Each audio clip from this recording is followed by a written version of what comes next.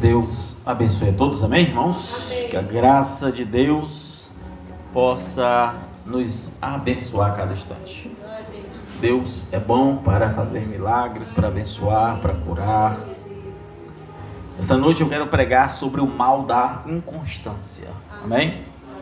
O mal da inconstância. Eu confesso que eu estava com a direção, eu estou com vários esboços aqui, porque na verdade eu senti direcionado no meio, então eu tinha que fazer outro esboço, amém? E para isso vamos abrir Hebreus.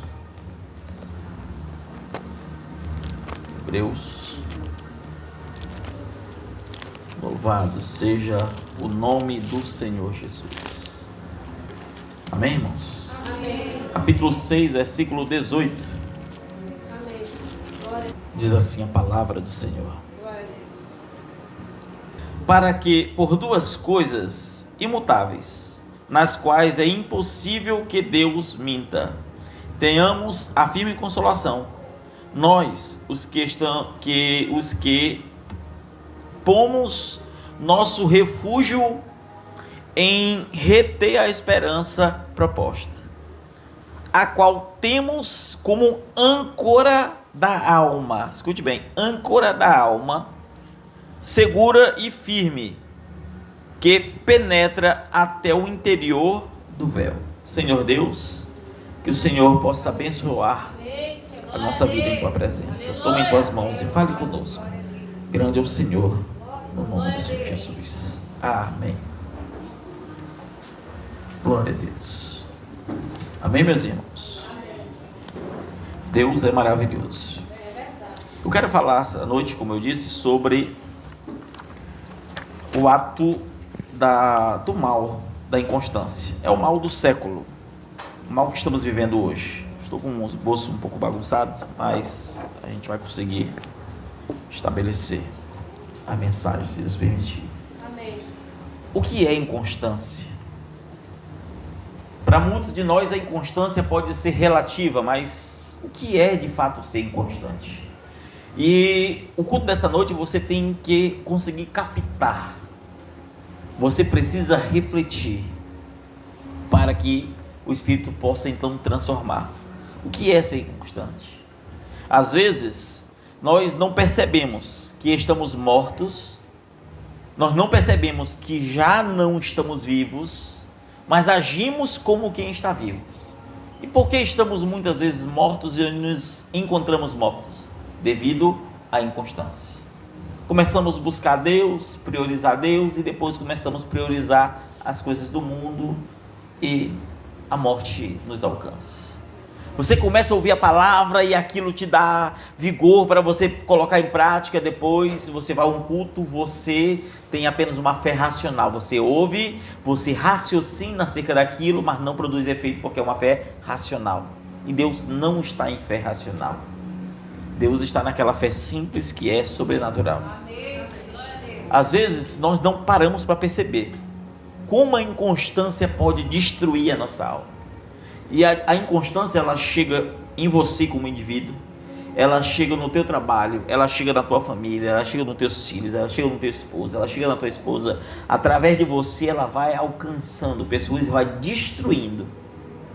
Ela vai destruindo. Por exemplo, se você toma Juízes capítulo 2, versículo 10, a Bíblia vai dizer, de modo geral, depois você pode tomar o capítulo e ler em casa, vai dizer que toda geração que não conhece a Deus só vem a surgir depois que daquela geração que os pais falharam em ensinar a fé para os filhos.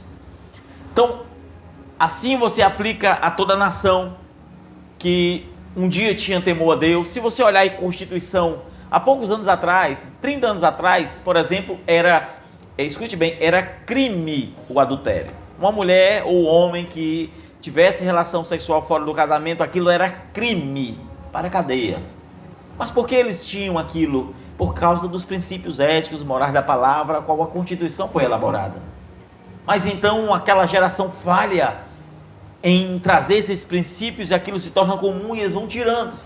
Assim é o mundo religioso, que se aceita problemas, que se aceitam coisas que não deveriam se aceitar, e muitos pregadores já não pregam, com medo de as almas acharem que você está pregando sobre a vida de sua em específico. Então, por não poder pregar, o pecado adentra e você falha em trazer a palavra.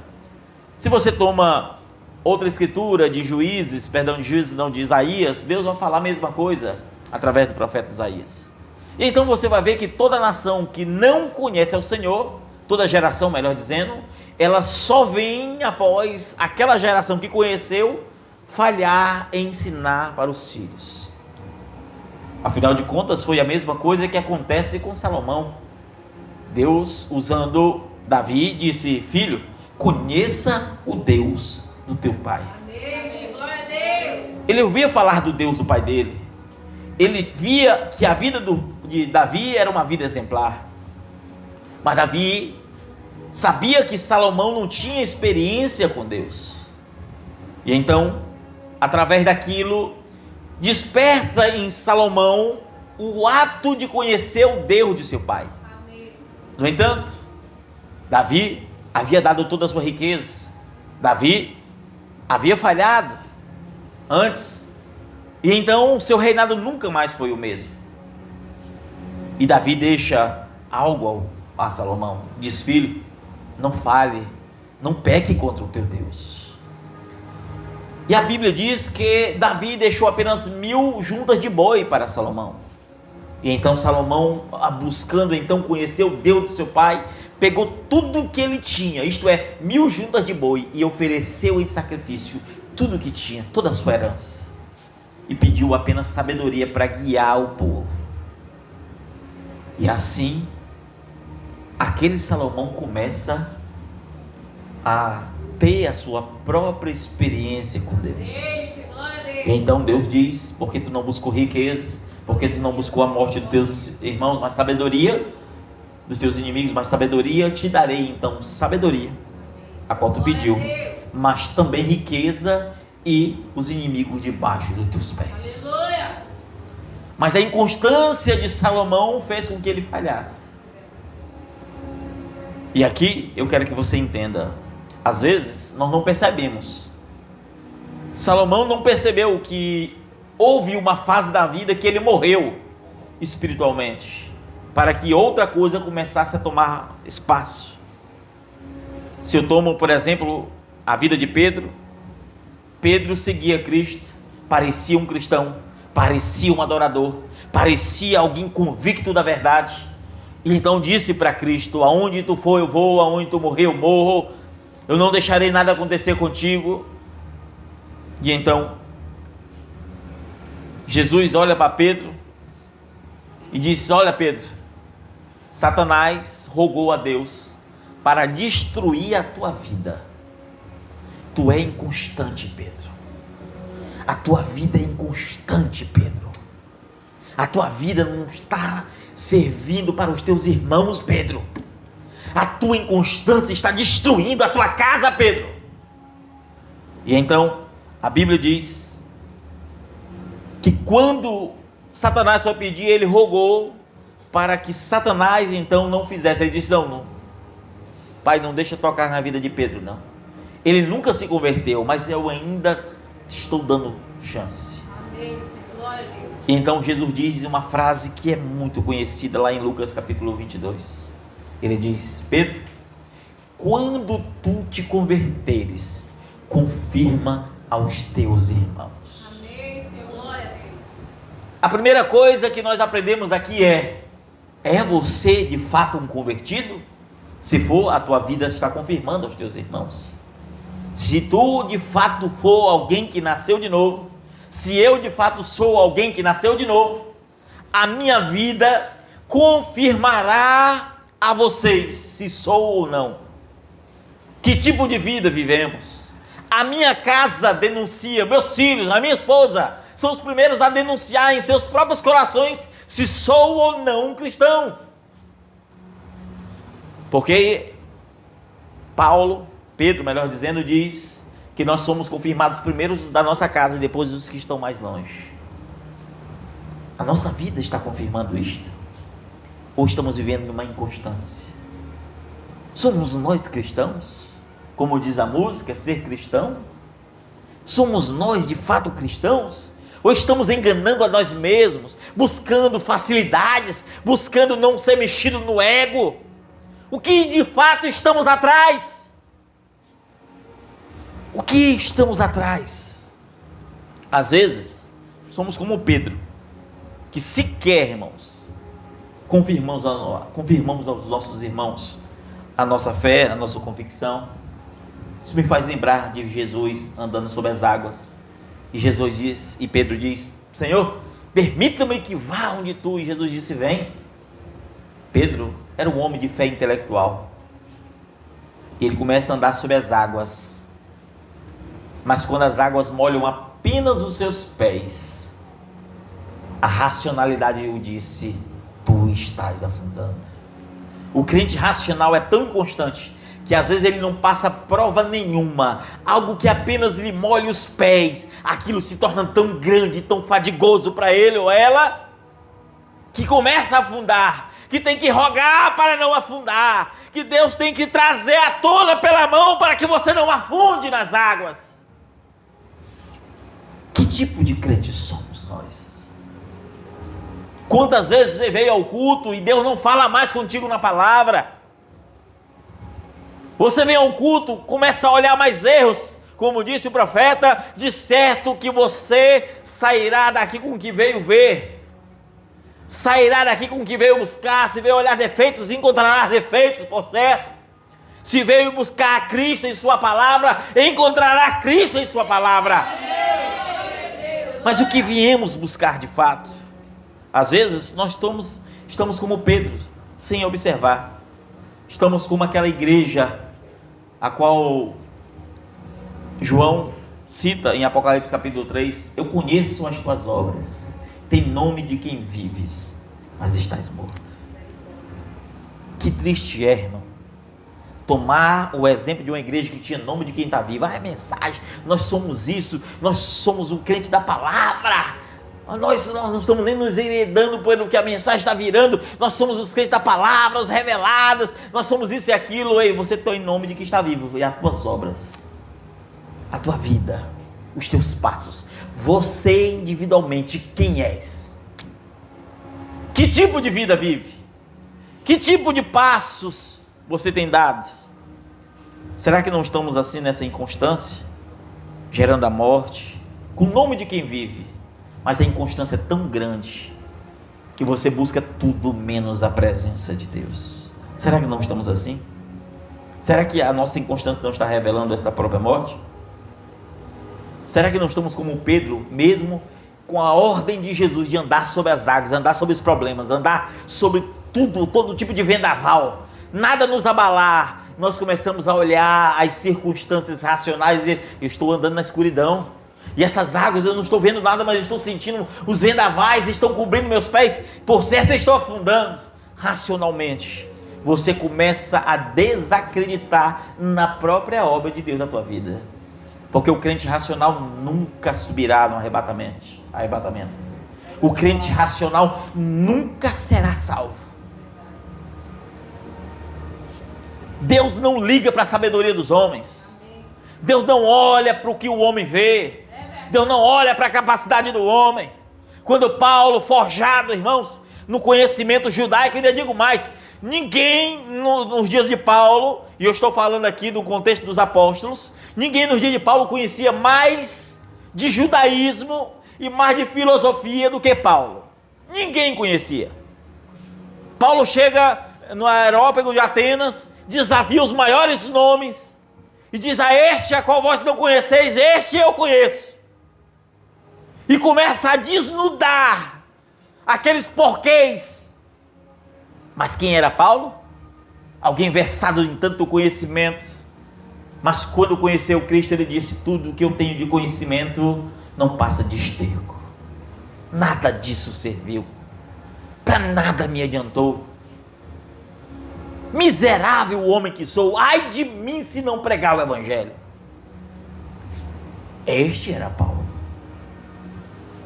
O homem que não era inconstante, que havia constância, que fazia obra, apanhava, açoitava, era apedrejado, foi naufragado, se fingiu de morto por algumas vezes, mas nunca desistia. E nós buscamos desistir. Tem oração. Não, hoje eu não vou para oração. Tem um culto, o culto vai ser uma bênção, mas está serenando, eu também não vou para o culto.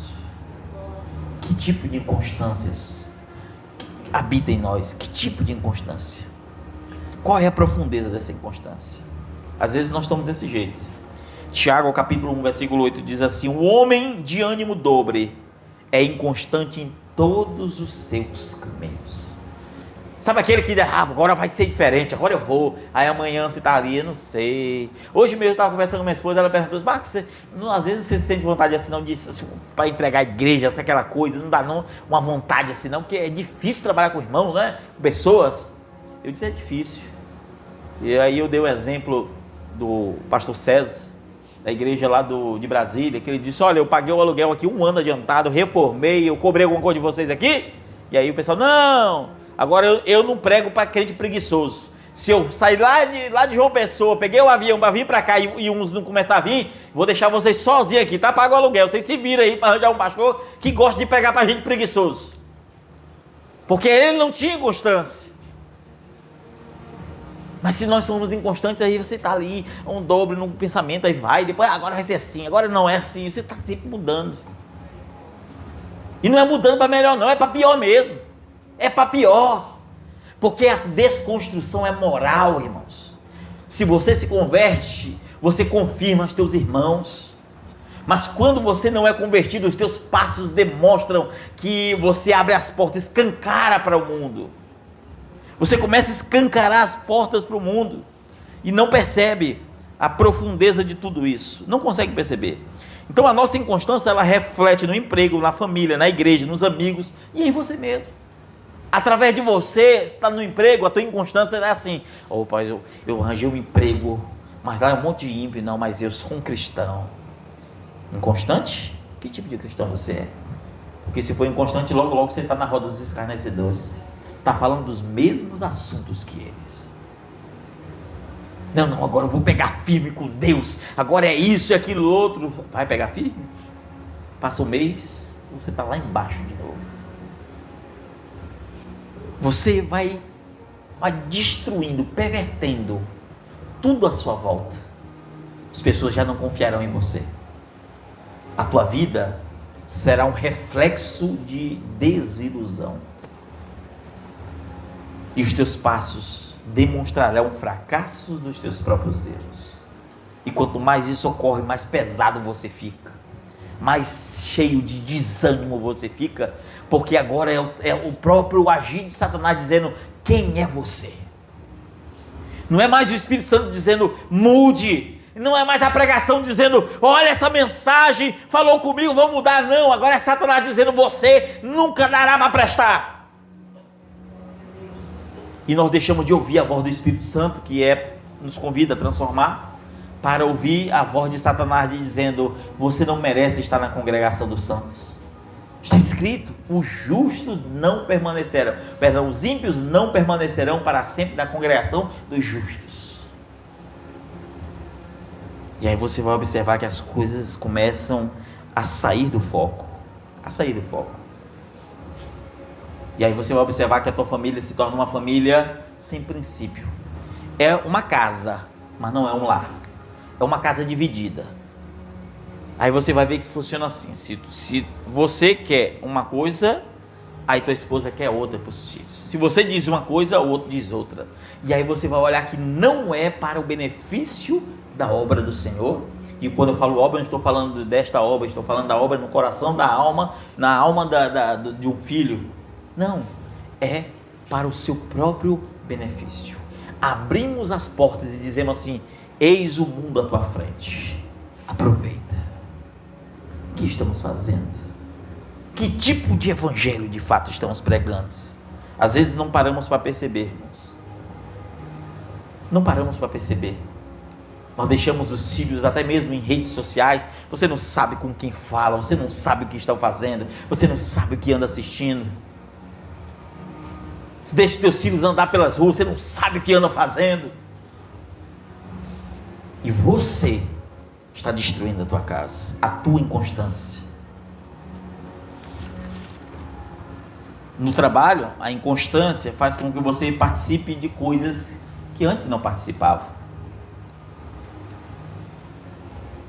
Entre as amizades, na tua inconstância, no emprego, nas oportunidades, naquilo que vier.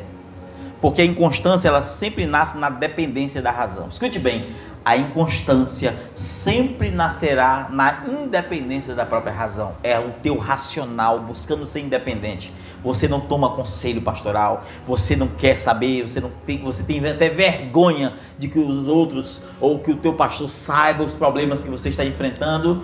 E muitas vezes você não fala, não toma conselhos, é porque simplesmente você não quer, você não ouve, você não acata e você quer viver segundo a tua forma, o que gera inconstância, fracasso, dor, morte e desespero. E um lugar onde devia ser o lar se torna um lugar de destruição e morte. Estamos trazendo destruição no lugar de vida, irmãos. Estamos muitas vezes trazendo destruição sem percebermos. A fé genuína, ela é simples. A fé genuína, ela é simples, ela é uma fé prática. Se você ouve a pregação, se você pensa e razoa, arrazoamento é intelecto. Não é bem assim. Aquele pregador está falando de mim. Isso está acontecendo por isso. Quando você começa a razoar, é fé intelectual. Mas quando você aceita aquilo e diz assim: meu Deus, hoje o Senhor está falando comigo, isso é fé prática, é a fé que promove mudança. E aí você vai observar que a fé racional, ela é pura especulação lógica. É mesmo, talvez se eu fizer assim, mas eu não sei se eu consigo ainda fazer isso. Eu tenho medo de dar um passo adiante e as provas começarem a vir para cima de mim. Eu tenho medo de começar a fazer a obra e não, sabe? Isso tudo é racionalidade. Isso tudo é uma fé que não serve para nada, nada, nada. Porque Deus é um Deus de simplicidade. Deus se esconde na simplicidade. E se você quer conhecer a Deus, somente através da simplicidade. Eu não estou querendo dizer aqui que se há alguém que é sábio, conhecedor das letras, das línguas, o que seja, não pode ter um conhecimento de Deus, porque se assim fosse, Paulo não teria. Estou dizendo que se você não nascer de novo, se você não tiver uma fé genuína, não uma inconstância, não uma vida inconstante, mas uma fé genuína, se você não tiver, você não encontrará o Deus que se esconde na simplicidade. 1 Coríntios capítulo 1, versículo 19, o próprio Paulo diz assim: Deus destruiu a sabedoria dos sábios e aniquilou a inteligência dos inteligentes. Onde está o sábio?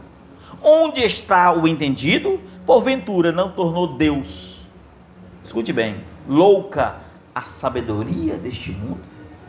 Irmãos, escute bem, Paulo pregou por 42 anos. Paulo não conhecia apenas a cultura judaica. Paulo pregou na Grécia. Paulo pregou em Roma. Paulo pregou, segundo ele mesmo disse, até os confins da terra. E ele conhecia cada cultura. 42 anos. Ele disse: aonde está o sábio? Aonde está o entendido? Por acaso não tornou Deus louca a sabedoria deste mundo? Quanta inconstância! Tome os dias de hoje. Quanto mais sábio o homem é, segundo sua própria consciência, mais longe de Deus ele fica. Mais longe. Ele vai ficando mais longe, mais longe, mais longe, porque mais racional ele é. E Deus não opera por vias racionais. Deus opera por meio da fé. Isso não vem de vós, é dom de Deus. Não é isso que Paulo diz? Paulo está entregando o caminho, irmãos. Agora os sábios deste mundo, observe, irmão, no dia de hoje. Uma coisa eu garanto para você: nunca houve homens tão sábios quanto os gregos. Nunca houve. Nenhuma civilização conheceu tanto cultura quanto os gregos.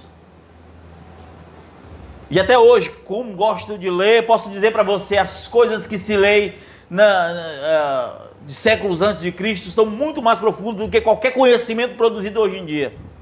No entanto, ainda que você não conheça nada dessas coisas, e tomando aquilo que você conhece, porque aquilo que se tem como conhecimento, como sabedoria deste mundo, o que que gera? Pega o sábio deste mundo, o entendido, os maiores psicólogos deste mundo, da atualidade, estou falando agora, dessa nossa geração, diz que agora, quando uma criança nasce, ela não é homem e ela não é mulher, isto é, ela não é masculino e ela não é feminino. E então, ela não é mais nada. Então, quando ela crescer, ela vai se identificar o que ela é. E aí você toma outro, sábio e entendido, que é o entendido deste mundo. E aí você vai observar que eles criam grandes coisas, estão presos nas próprias coisas que criam. Por que isso ocorre? Porque Deus tornou louca a sabedoria deste mundo. Nunca houve uma geração que o conhecimento se multiplicasse. Hoje, você com a internet em casa e com bons hábitos de leitura, você aprende muito mais do que qualquer outra nação um dia pôde aprender. Qualquer outra civilização. Mas a profecia em Naum diz, o conhecimento, Daniel, o conhecimento se multiplicará. O conhecimento se multiplicou. Mas aonde está o sábio deste mundo? Aquilo que Paulo perguntou antes serve para você e para mim hoje. Aonde estão os sábios entendidos? Por acaso não tornou Deus louca a sabedoria deste mundo? Aonde estão os sábios? Aonde estão os juízes que diz que agora um filho na barriga você pode tirar a vida dela até os 3 meses, porque até 3 meses não é uma vida, é um feto. Que loucura! Veja o que a inconstância faz. Você vai observar, irmãos, que a loucura, os sábios, quem eram? Pega o exemplo bíblico mesmo, nos dias de Paulo, nos dias de Jesus, estava lá quem? Os mestres da lei. Estava quem? Aqueles conhecedores. E então, a Bíblia diz que os mestres da lei falharam em conhecer Jesus. Eles cavaram fundo demais e não perceberam que Jesus estava no raso, entre os simples, entre os pequenos. Eles cavaram demais na lei e não perceberam o Espírito que revela aquelas profecias. Porque eles eram sábios demais para os seus dias. E não percebeu que Deus se manifestou apenas entre os pequeninos. E quem foi exaltado? Jesus chama as crianças e disse, destes é o reino de Deus. E que não se fizer igual. Você já viu uma criança inconstante? Você não vê, irmãos. Quando a criança quer uma coisa, ela está ali naquilo porque ela não tem constância. Mas por que somos tão inconstantes? Porque a inconstância faz parte da nossa vida muitas vezes? Por quê? O que tem acontecido conosco? Por que chegamos tão distantes de Deus? Por que nos afastamos tanto? Que entra culto e sai culto e a palavra não fala mais com você e você está morto sem saber que está como Sansão querendo quebrar as cordas que te amarraram e o Espírito já te deixou. É tempo de despertar e dizer, meu Deus, eu tenho que mudar a minha vida, eu tenho que mudar a minha vida, eu tenho que mudar a minha casa. Foi o que Deus disse para o profeta, olha, diz para ele, preparar a sua casa, porque eu vou levar. Se nós não arrumarmos a casa, a coisa não vai. A coisa não vai, irmãos. E aí você vai observar o que tem trago a sabedoria deste mundo? Nada. O que fez a sabedoria deste mundo? Nada. Nada. Paulo, ele era um conhecedor, era um versado. Paulo disse, eu me finjo de tolo para conversar com os tolos. Eu falo entre os sábios como sábio. No meio da pobreza eu ando como um pobre. No meio dos judeus eu raspei o meu cabelo. E Paulo sempre usou estratégias para ganhar alma, porque ele não tinha inconstância. Não importava se tinha que ser apedrejado. Não importava se tivesse que se fingir de morto. Não importava nada a não ser o reino de Deus, porque o viver para Ele é Cristo. Amém, Senhor. Glória. O morrer que era lucro. Glória a Deus. Aleluia. Hoje, sequer estamos vivendo para Cristo, irmãos. Nós não morremos por Ele e nem vivemos por Ele. Que inconstância chegamos. Deus se esconde entre os sábios, se revela entre os pequenos. É isso que Deus faz. Jesus diz: eis que eu estou à porta e bato, Apocalipse 3. Aí cada culto Deus está batendo na porta do teu coração, você é tão insensível que você não percebe. Você no teu dia a dia continua nos teus erros, fazendo as mesmas coisas e não percebe que o teu dia a dia que está revelando que você já está morto. Você não percebe que enquanto não houver mudança na estrutura do teu ser, enquanto os teus passos não prosperar o caminho de paz e santidade, a qual Jesus disse: quando te converteres, confirma teus irmãos. Quando tu não confirmar os teus passos ao teu irmão, você não fala de vida, você fala de morte. Quando Pedro falava: eu vou, onde tu for eu vou, Pedro estava falando de morte. Era espada na orelha de Malco. Era dizendo: Senhor, para trás de mim. Jesus diz logo: para trás de mim, Satanás. Era ele dizendo: não, Senhor, eu não vou deixar isso acontecer. E ele nega Cristo. Será que não estamos fazendo o mesmo, irmãos? Todas as oportunidades que temos, estamos negando a Cristo. Até quando, irmãos, nós vamos aceitar ficar dessa forma? Até quando? Até em coisas simples. Na hora dos hinos, aos mesmos hinos, não se busca mudança. Na hora de louvar, não se busca louvar com o coração. Na hora da mensagem, da palavra, não se busca glorificar a Deus. E a inconstância vai dominando a cada mente, a cada coração. E aquilo é como que uma raiz que vai crescendo e alcançando os membros da tua casa. E vai trazendo corrupção, morte e dor. O que temos aprendido? Temos que praticar. Porque a vida, escute bem, na linguagem moderna, a teologia é prática. Ou seja, a vida espiritual é vida prática. Não é aqui, ó. Nunca foi. Fé racional. O profeta prega sobre isso, fé racional. Fé racional. O racional é o primeiro passo para você chegar no intelectual. Inclusive, Paulo disse que nós devemos provar a razão da nossa fé. Razão, racional. Quando você prova para aquele que é racional, aí você prova para que ele chegue a uma fé genuína. Mas enquanto ele estiver naquela fé racional não produz nada, não produz vida, nunca produziu vida. Tem nome de que estás vivos, mas está morto. Igreja viva não é porque a gente combate o sistema religioso denominacional ou os erros que estão no meio da mensagem e faz a gente ser vivo por isso. Não é. Deus não trata nem com o povo, Deus trata com o indivíduo. Deus está olhando para cada um de nós aqui, cada um de nós, quando passamos por cima de princípios basilares. E a nossa preocupação tem que ser com como nós vivemos, como a nossa vida está, como o profeta diz, é vida vivida. A tua vida é uma vida vivida?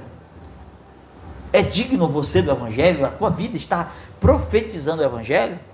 Que às vezes ruínas acontecem na nossa casa, na nossa tenda, porque nós fizemos vista grossa. Aí as coisas começam a apertar e nessa hora a gente busca Deus de novo. Meu Deus, Senhor, e nessa hora você pede um para orar, e você vai ali, e você está ali, você está desesperado. Por quê? Porque muitas vezes nós precisamos estar naquele estágio, que é o pior estágio que o crente tem que estar. E às vezes ele precisa entrar nesse lado, porque se não for, ele não sai dali. Que é o estágio do desespero. É o pior estágio. Mas antes do desespero vem a dor, vem a angústia. Você se desvia, você se afasta, você está ali se debatendo. Você lembra da última mensagem que eu preguei? Se debater como um peixe? Você fica se debatendo, está ali se debatendo, e Deus está querendo te chamar para mudança, e você se debatendo para um lado e para o outro, e quer fazer do teu jeito, e você vai se cansar, vai sofrer, vai sair com a boca rasgada. Mas não adianta, mais cedo ou mais tarde vai ter que pegar, vai ter que ser puxado pelo anzol daquele que o pescou. Isto é Deus. Para que tanta inconstância? Para quê? Eu tenho muitas coisas para falar, mas eu acredito que já chega. Deixa eu só encerrar com aquilo que eu comecei. Uma geração, Juízes capítulo 2, que não conhece ao Senhor. Ela só ocorre quando aquela geração que conheceu falha em ensinar para a sua casa os princípios morais, os princípios éticos. Não é à toa que o próprio Moisés, de 7 em 7 anos, ele estava lendo a Torá, que falava: eu tenho bênção, tenho maldição, escolhe. Quer viver, escolhe, pois, a vida. Mas na inconstância, como Elias, fez vista grossa para o pecado e toda a sua casa foi destruída. Profanou a casa do Senhor. Vida prática, irmãos. Vida prática. Se a nossa vida não for prática, não vamos para frente. Vida prática. Seja honesto, não minta, não engane. Não queira se dar bem com as coisas dos outros. Guarde os princípios, guarde os preceitos. Porque naquele dia que você estiver em dificuldades, escute bem, no dia que você estiver em dificuldades, e as dificuldades que você estiver passando for consequência das suas próprias atitudes, você não terá nem Deus do teu lado para te ajudar. Mas no dia em que você estiver em dificuldades e Deus olhar para você e ver um histórico de alguém que buscou viver a palavra, então você terá o favor de Deus para te ajudar nas suas dificuldades. Cada pregação, cada palavra, tudo que foi pregado, ela servirá de juízo diante do Senhor naquele grande dia. E cada palavra, cada culto, você precisa da palavra daquele dia, do pão que desceu naquele dia. Não é o pão da manhã, é o pão do hoje. O pão do hoje você precisa, porque amanhã você vai ter o seu próprio mal. O pão do hoje é para hoje. O pão do hoje é para hoje, é para você refletir hoje. Não é amanhã, não, é hoje. E você refletir: meu Deus, é isso mesmo, Senhor. O Senhor falou comigo. Ah, não é o homem falando, não é Deus falando com você. Entenda, tire a racionalidade do meio. Deus fala com o homem. E quando você entende que é Deus falando com o homem, então você começa a ter uma fé não racional. Mas a fé racional, ela é uma fé especulativa. Ela é uma fé que gera o que gerou em Caim, gera o que gerou em Eva: dúvidas. Será? Foi? Vou tentar ter fé que é. Vou tentar acreditar que sim. Mas já não consegue, porque é racional. E Deus não tem parte com o racional. Vocês estão entendendo? Amém? Louvado seja Deus. Como eu disse, eu tenho umas coisas para falar, mas eu acredito que Deus já falou conosco. Antes de encerrar, quero só apenas dizer: eu não sei a tua vida, quem você é, os teus passos, não sei. Alguns aqui eu conheço, de inconstância, assim, como pastor a gente conhece as ovelhas que tem. Tem gente que é inconstante, irmão, de um jeito que a vida tá igual a lama. Outros estão lutando, outros estão se deixando levar na mente apenas. Cada um tem uma forma. Mas eu quero que você entenda: se você não sair daqui hoje com aquele espírito de oração, dizer: Deus, é só o Senhor mesmo, Senhor.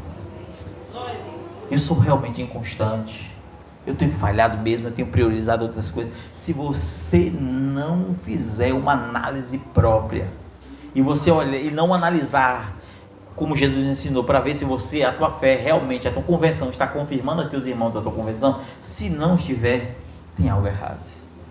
É hora de dobrar o joelho, chorar por não estar mais chorando, e lamentar por não conseguir mais lamentar, e sentir dor por nunca mais ter sentido dor.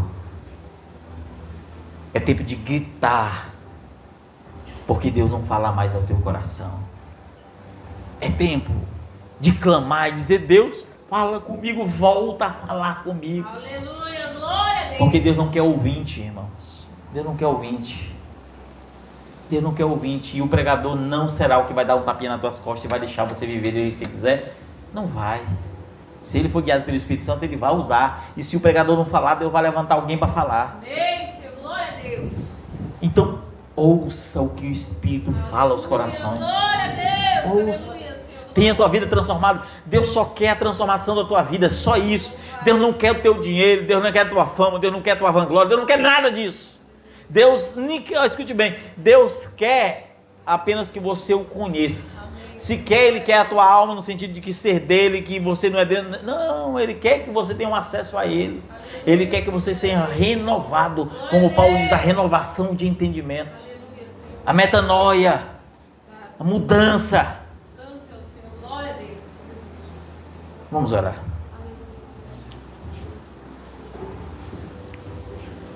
Senhor Jesus, Pai, obrigado, Senhor. Obrigado pela tua palavra. Obrigado pelo teu ensinamento. Obrigado, Senhor. Que o Senhor nessa hora possa ouvir cada oração. Aqueles que conseguirem, Deus, através de Ti, se religar com o Senhor.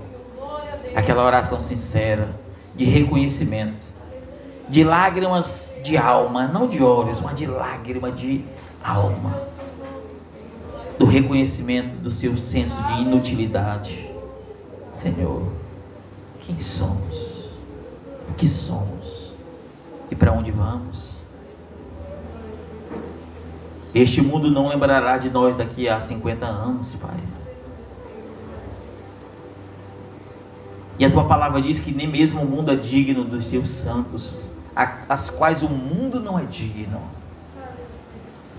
Mas estes são invisíveis, porque os verdadeiros crentes são invisíveis, Senhor. Pai, ajude os Teus servos e me ajude também, Senhor, para que nós possamos confirmar aos nossos irmãos a fé que uma vez nos foi dada. Senhor, ensina-nos a valorizar tudo que o Senhor tem feito por nós. Dá força e vitória, no nome do Senhor Jesus. Amém. Tem um irmão aqui no nosso meio, escute bem. Deus falou algo com você há 2 anos atrás. 2 anos atrás. Sobre algo que Deus queria te dar. Eu não sei se foi me usando, se foi na palavra, se foi em sonho. Deus queria fazer algo com você, através de você.